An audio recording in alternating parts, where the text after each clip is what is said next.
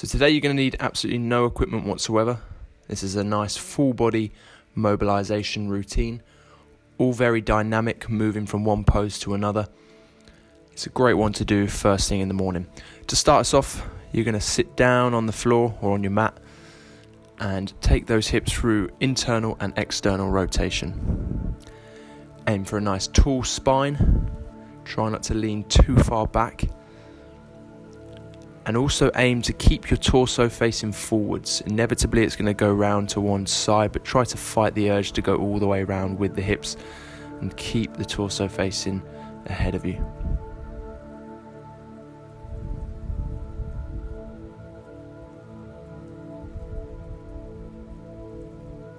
I'm going to focus now on one leg at a time. So just pointing one knee in, trying to keep the other leg nice and still. And again, keeping the torso still as well. You'll feel this quite deep into the hip, this internal rotation.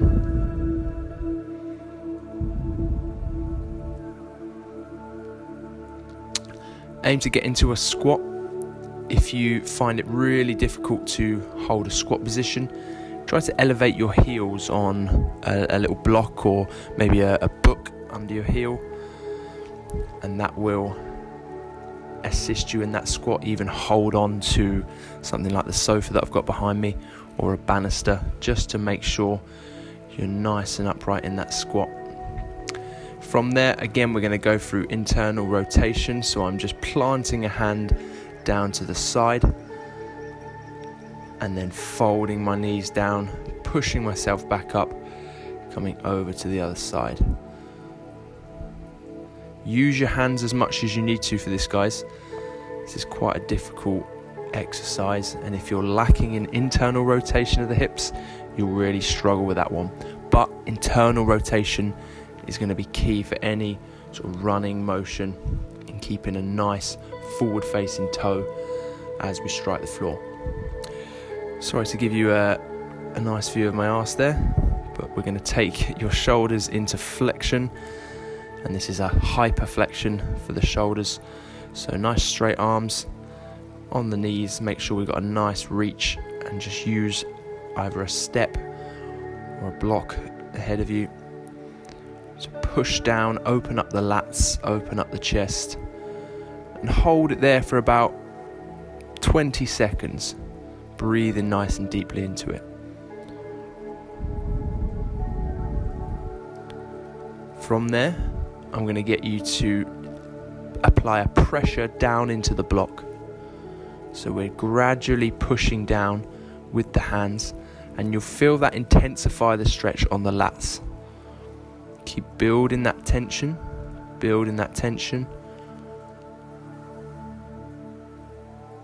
until we're almost reaching 100%, and we're squeezing for the last 3, 2, and 1. Big exhalation, stay in the same position. Little twist around to either side if you need to. Move around the spine, never staying static for too long. Feel where it is most tight for you, if at all. Coming out of that pose and going into a hip flexor stretch. Again, we're not going to spend too long in these for today because we're focusing on a full body routine. Hard to see there, but I've got my right hand just behind the back of my head. So I'm opening out my right side body, trying to create a curve down my right lat. All the while pushing forward with the hips. Each breath I'm trying to sink into that hip flexor stretch.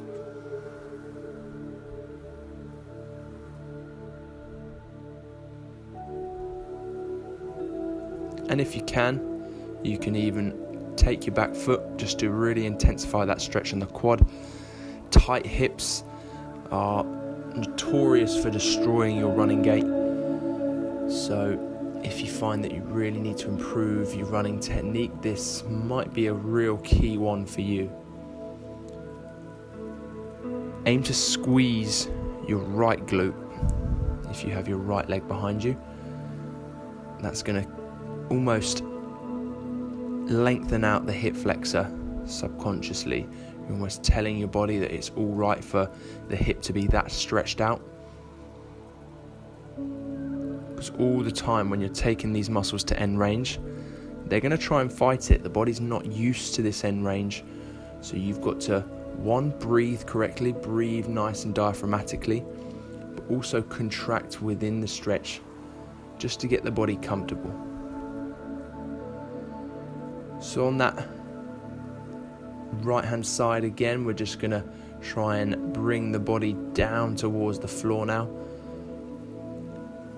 Hands planted, and if you can, elbows planted, before we twist round with our left hand towards the ceiling or the sky, wherever you are. Changing sides, right leg out, squeezing our left glute as we push into that hip flexor stretch. You'll notice I'm not curving my lower back. If you find that your stomach is extended out, then just draw it in, squeeze your left glute, and then again I'm bringing my left hand behind my head so as to curve that lat and further intensify the stretch on the lat.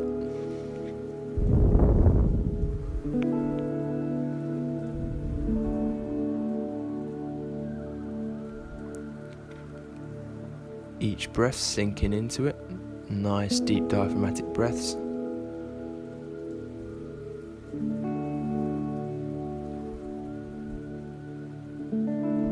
And again, if you need to, picking that back leg up just to intensify the stretch.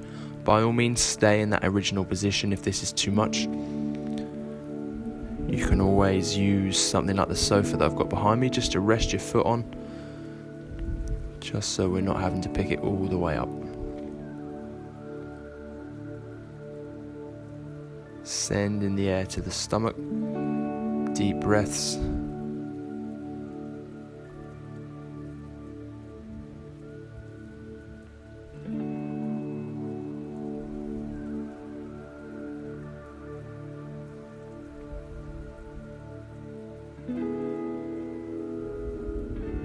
Really contract that left glute before releasing all tension with your exhale. So as you breathe in, squeeze the glute, and as you breathe out, lose that tension completely.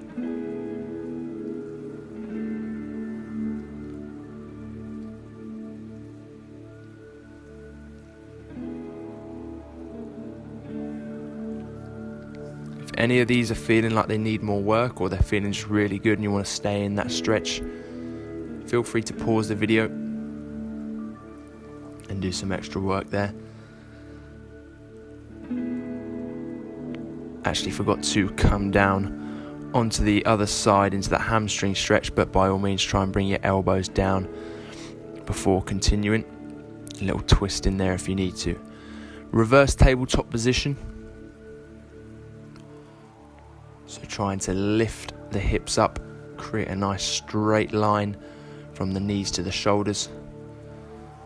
When your fingers are facing forward like that, you're also going to get a nice stretch on the bicep or the biceps.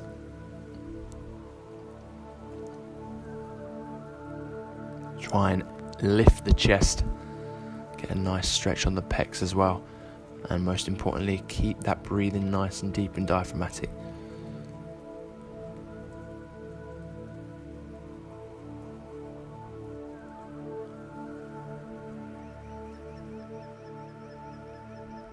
Keep squeezing those glutes. Also just watch that the toes are facing forward as well, because you might find that they like to splay out a little bit. And that is due to lack of internal rotation, the thing that we started off with in this routine. If you want to take it a step further, just straighten those legs out, come onto the heels, and again try and keep a nice straight line, this time from the shoulders to the ankles. A little bit harder because you've got more weight to push up with this one. But keep breathing there.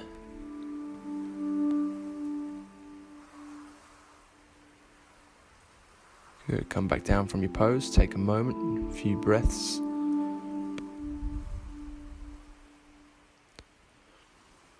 So this time we're going to stand up or sit up nice and tall.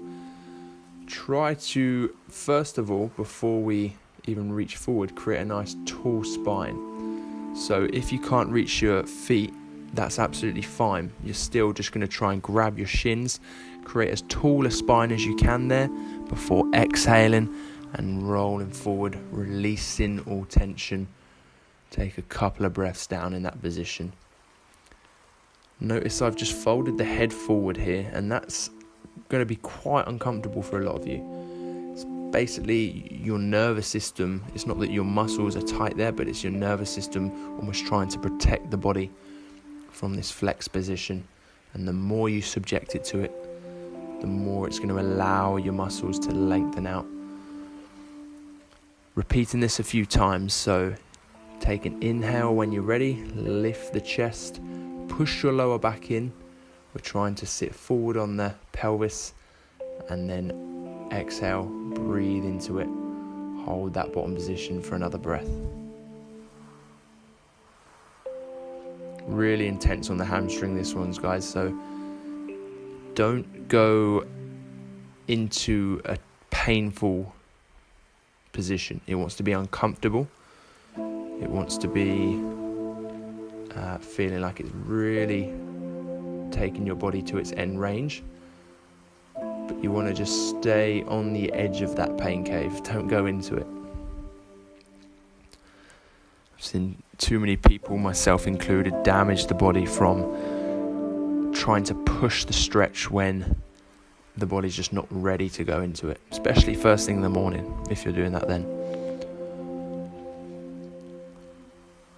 So rotate onto hands and knees, and then I'm going to get you to come into a downward dog position. So you're going to need to just adjust yourself in this position so that you can create an A-frame, so the hips are pointed up towards the sky or the ceiling. And I'm creating an anterior tilt. What do I mean by that? So I'm lengthening my hamstrings out, basically trying to stick your ass out right the way up to the ceiling or the sky. Create a curve or natural extension in the lower back. Pedal the feet one by one. If your heels, like mine, aren't touching the floor because your hamstrings or your ankles or calves are quite tight, and spend a bit of time pedaling the feet. Come forward nice and slowly into this dive bomber push-up before coming into an upward dog or upward facing dog. In that upward facing dog, just try and retract the shoulders, bring the neck back into extension, take an exhale and then push back into downward dog like I am here. Again, create that arch, pedal the feet if you need to, always moving around in the stretch before walking it back in, bringing the feet in as close as you can. Take a big breath in, lift the chest halfway, nice long hamstring straight back, and then exhale, curve down into the shins again, relax that lower back. Let's do that again. Inhale, lift the chest halfway, straighten the arms out. Exhale, bring it down. Bring yourself as far into the shins as you can. Doesn't matter how far you're going. Again, this is very individual, and you don't want to feel like you're doing the body any damage. But again, we're trying to still push to our end ranges.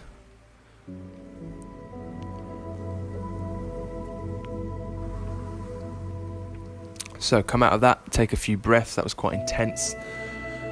Shake off those legs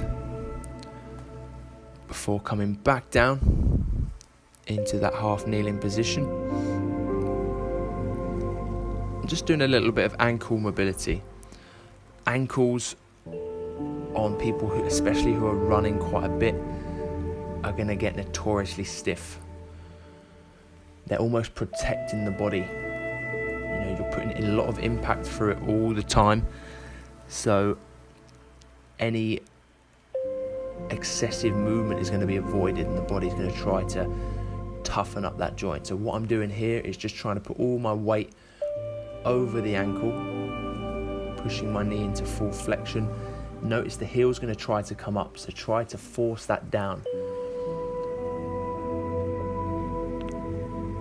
Notice what happens when you try to lift the toes up off the floor in this fully flexed position. The muscle on the front of your shin, with the anterior tibialis, is going to really light up. So have a go at really just trying to contract that muscle when you're pushed fully into that ankle flexion, when your knee is far over the toe.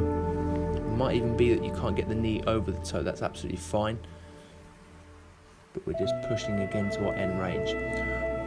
Notice your arches on your feet as well. We want to stay strong on the arch.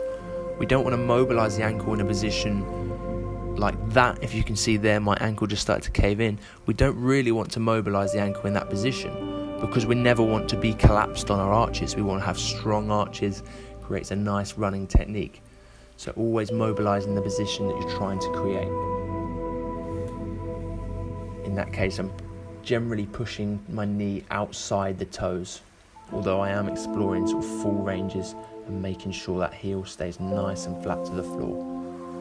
It's all a case of exploring what these joints can do. Because if you haven't focused on it, then you're not really going to know, first of all. So you need to know what you are capable of before we can start to expand on that. And that is almost it for today's session, guys. So I'm just finishing up, taking my ankle through the opposite range of motion. I'm just going to sit back on my feet like so, tucking my toes under or letting them completely relax. I'm going to use a foam roller here. You don't need to, but it's really good for just trying to get a bit of myofascial release on your Achilles.